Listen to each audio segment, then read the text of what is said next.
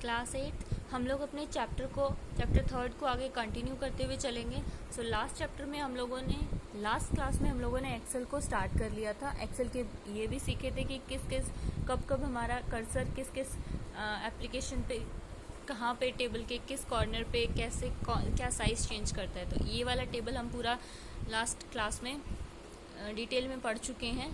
सो अब हम आज की क्लास अपनी स्टार्ट करने जा रहे हैं चेंजिंग द फॉर्मेट्स। करेंसी, ठीक है। जब भी आप लोग की फॉर्मेटिंग चेंज होती है, मतलब अगर आपको अपनी एक्सेल शीट में करेंसी ऐड करनी है तो आपके पास अलग से फॉर्मेट है उसके लिए। डेसिमल इंक्रीज करने हैं, डिक्रीज करने हैं, कोमा ऐड करना है, तो इन सब चीज़ों के लिए टाइम का फॉर्मेट है। तो वो सब ऑप्शन आपको एक्सेल में मिलता है, ठीक है। सो सिमिलरली करेंसी के साथ में अकाउंटिंग, डेट, ये सारे और भी ऑप्शंस यहाँ पे होते हैं आपके, ठीक है। ब्लैंक रो और कॉलम अगर इंक्रीज करना है आपने तो आप क्या कर सकते हो, उसके मिड में जहाँ पे भी आपने ऐड करना है उसके राइट में या लेफ्ट में कर्सर रखो, उसी के अकॉर्डिंग आप उसको ऐड कर सकते हो। इस तरीके से इंसर्ट में शिफ्ट सेल डाउन, अगर सेल डाउन करोगे तो आपके उसके नीचे एक सेल ऐड हो जाएगी डाउन में।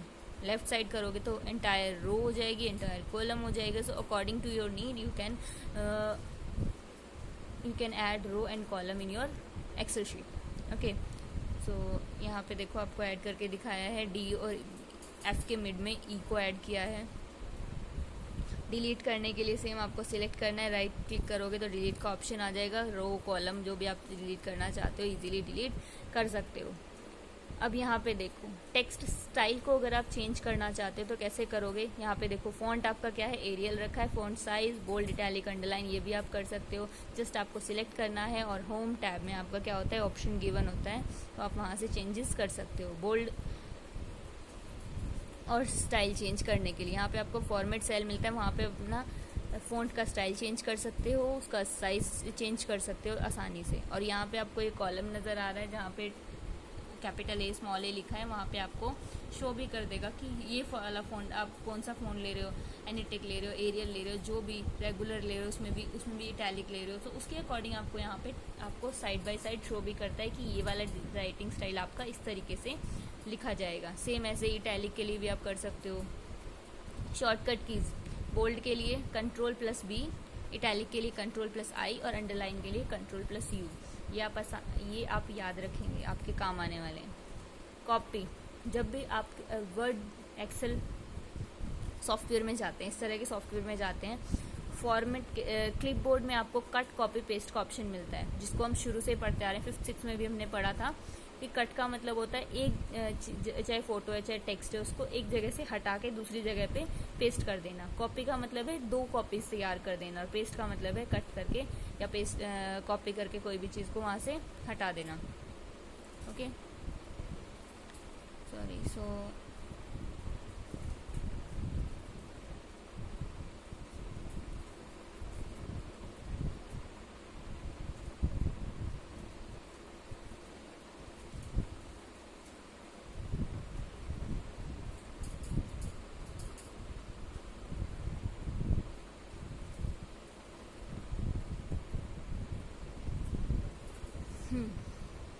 तो इसके लिए सिंपल तरीका या तो होम टैप यूज़ कर लो, या फिर आप कंट्रोल के साथ, अगर आप Ctrl+C करते हो मतलब आप कॉपी कर रहे हो, Ctrl+X करते हो मतलब आपको उस चीज़ को कट करना है, और आपको कहीं पेस्ट करना है तो उसको Ctrl+V कर दो वहीं पे जाके जिस जगह आपने पेस्ट करना है, ठीक है।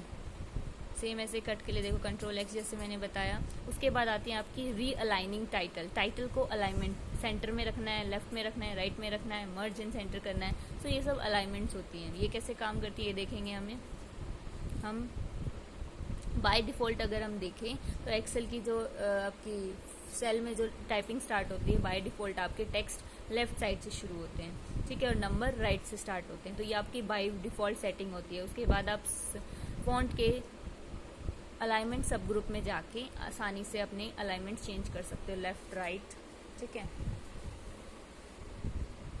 रोटेट अ पिक्चर को सिलेक्ट करके आप इजीली इस तरह से आपको डॉट नज़र आएंगे, आप उसको स्ट्रेट सर्कल में, ये सब चीज़ें आप यूज़ कर सकते हो। डायग्राम, क्रिएट डायग्राम भी इजी चीज़ है। आपको इंसर्ट में जाना है, वहाँ पे आपको पिक्चर टेबल कुछ भी आपको अगर ऐड करना है तो ऐसे ही सेम अगर आपको चार्ट ऐड करना है तो यहाँ पे आप इसको आसानी से ऐड कर सकते हो, डायग्राम भी ऐड कर सकते हो।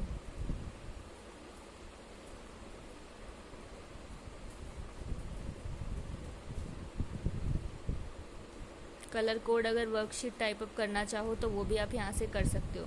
आपको अच्छा ऐड तो कर दिया, अगर डिलीट करना है तो सिलेक्ट करके या तो बैक स्पेस दबा दो। जैसे इस तरीके से मैंने ये मान लो इस तरह से डायग्राम एक सिलेक्ट कर लिया, आपको फिर उसको क्या करना है, सिलेक्ट करके अगर बैक स्पेस दबा दोगे तब भी वो हट जाएगा, और अगर डिलीट दबा दोगे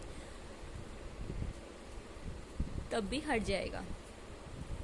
अब आपको क्या करना है, कलर कोड कैसे डालनी है अपनी वर्कशीट में, तो उसके लिए आप क्या करोगे, कैसे तरीके हैं। सबसे पहले मेन्यू में जाएंगे और मेन्यू में आप देखेंगे तो बिल्कुल कॉर्नर पे जब भी आप एक्सेल या वर्ड में काम करते हैं फॉर्मेट का एक ऑप्शन आता है, उसके नीचे उसमें दिए होते हैं ऑप्शन, उसमें आप टैब कलर में जाओगे और वहाँ पे अपनी मर्ज़ी का कलर इस तरह से चार्ट में से चूज़ कर लोगे। जो भी आप करोगे आपका कलर चेंज हो जाएगा।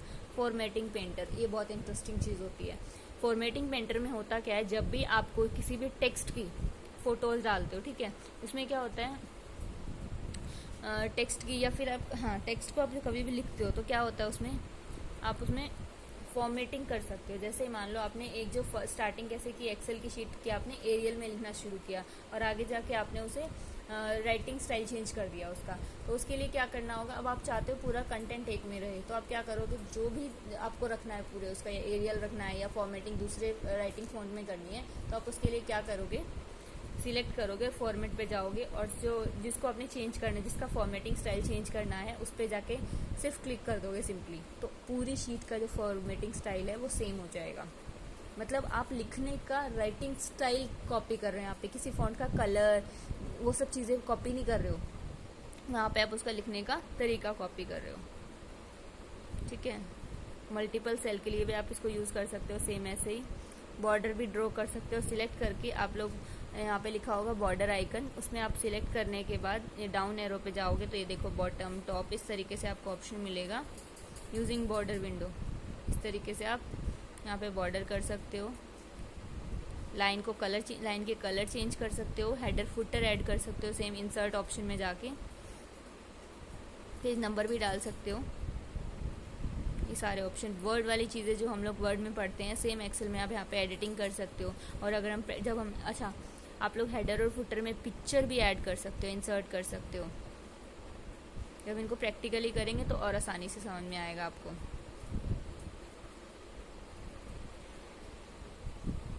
अब अगर आप चाहते हो यहाँ पे टेक्स्ट को या नंबर को असेंडिंग या डिसेंडिंग ऑर्डर में चूज़ करना, तो वो भी आप सॉर्ट असेंडिंग ऑर्डर बटन, देखो यहाँ पे A to Z लिखा है, Z to A, इसको बोलते हैं सॉर्टिंग के लिए, सॉर्टिंग बटन। असेंडिंग और डिसेंडिंग दोनों से कर सकते हो, असेंडिंग मतलब A to Z और डिसेंडिंग मतलब Z to A। तो इस तरीके से आप सिलेक्ट करके इसको ओके प्रेस करेंगे तो आपकी सॉर्टिंग भी हो जाएगी। मल्टीपल चीज़ों को भी आप सॉर्ट कर सकते हो सेम इसी बटन से। मर्ज एंड सेंटर का ऑप्शन बड़ा इंटरेस्टिंग ऑप्शन है ये भी। इसमें क्या होता है, आपका जो सेल होता है उसके बिल्कुल उसको जो एक से ज़्यादा सेल को एक बनाने के लिए, कई बार क्या होता है आप लोग जब चार्ट पेपर एक पूरी शीट तैयार करते हो किसी क्लास की मार्कशीट, ठीक है, तो उसमें स्कूल का नाम क्या होगा, बड़ा होता है स्कूल का नाम, ऑब्वियस ही चीज़ है, तो आप कई सेल्स को मर्ज करके उनको सेंटर में उस नाम को डाल सकते हो। ठीक है, उस ऑप्शन को बोलते हैं मर्ज एंड सेंटर। ये इस तरह से विंडो 2007 से पहले ये इसका आइकन ए में इस तरह से नज़र आता है, और जो अभी वाली विंडोज़ हैं उसमें लिखा होता है प्रॉपर मर्ज एंड सेंटर। और अनमर्ज करना है तो उसको सेम सिलेक्ट करना है, उस कॉलम जितनी रोज़ को आप मर्ज करना चाहते हो उनको सिलेक्ट करके आप सिंपली ये बटन दबा दोगे। और अगर आपको अनमर्ज करना मतलब नॉर्मल सेल चाहिए, उनको दोबारा सिलेक्ट करके इस बटन को दोबारा दबा दोगे। ठीक है, अनमर्ज भी हो जाएगा। ऑटो सम, सिंपली किसी भी डेटा को लिखकर, किसी भी नंबर को लिखकर आप सम का बटन, ये जो सिग्मा का साइन दिख रहा है उसको अगर आप दबा दोगे, ये जो सिग्मा साइन होता है एक्सेल में इसका मतलब होता है ऑटो सम। ठीक है, आप कर सकते हो।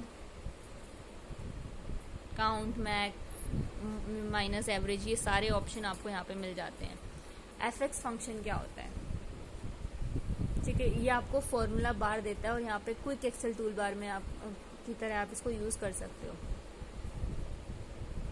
फाइंड एंड रिप्लेस, किसी अपने डॉक्यूमेंट्स में से किसी भी वर्ड को फाइंड करके उसे रिप्लेस करना चाहते हो तो आप इजीली इस विंडो की हेल्प से कर सकते हो।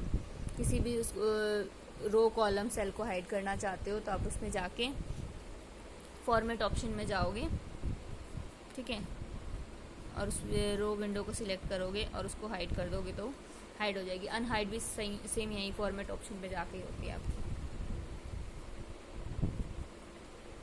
डिस्प्ले करना है रो कॉलम को तो सेम वही तरीका होगा, उसी पे जाएंगे